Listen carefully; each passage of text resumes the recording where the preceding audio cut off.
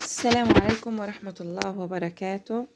مرحبا فيكم في قناتي منوعات مع أسماء. طبعا هاي زينة رمضان، هاي اللي بطول فيها زينة السنة الماضية. بعرف اتأخرت عليكم فيديو الزينة، بس لأني والله كنت تعبانة كتير، كنت مفلوزة أنا وولادي، فما قدرتش إني أزين، فعلقت الزينة متأخر. وغير هيك راح النت من عندي، فما قدرتش إني أعمل الفيديو.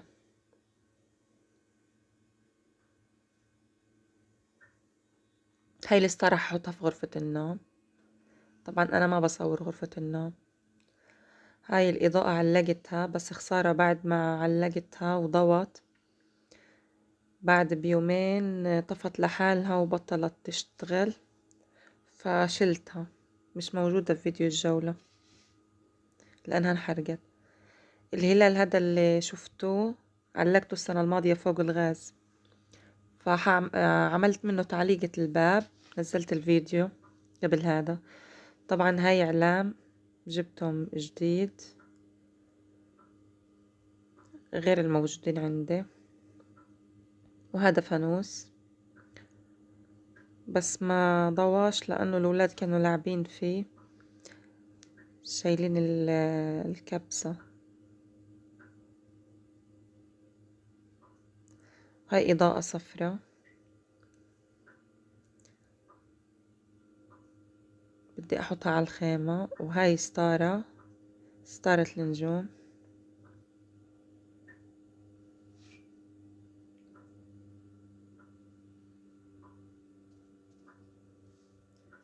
وهنا ابني عمل الفانوس وهي ضوى.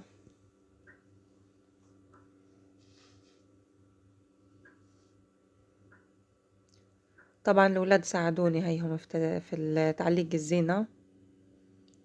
هاي الستارة بس برضو عدلت عليها فيديو جولة. هذا حبل النجوم حوالين الرف، رف البهارات. حسيته مناسب بالمطبخ أكتر لأنه إضاءته مختلفة عن اللي في الصالون. وهي التعليقة عملتها يدوي، موجودة على القناة، السنة الماضية عملتها. هاي الإضاءة اللي انحرقت. برضو هذا المجسم عملته برضو السنة الماضية على القناة، والفانوس هذا عملته برضو على القناة. هحط لكم إن شاء الله روابط فيديوهاتها في صندوق الوصف.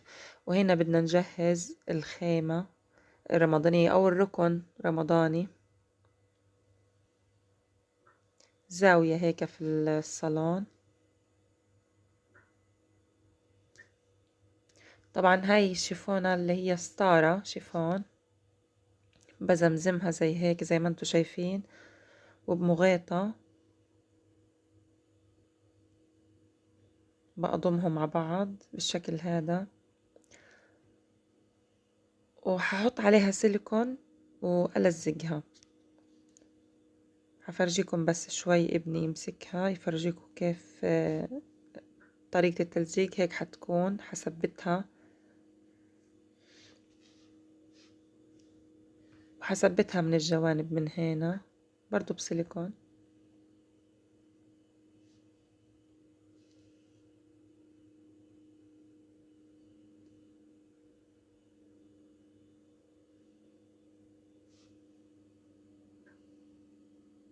طبعا أنا بثبتها خارج التصوير عشان ما ياخدش وقت من الفيديو.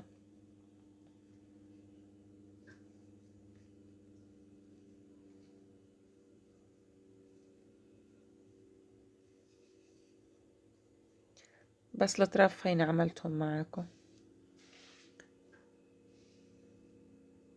طبعا هحط طاولة كمان، مش هخليها هيك لأني بدي أحط حامل المصحف، ستاند المصحف.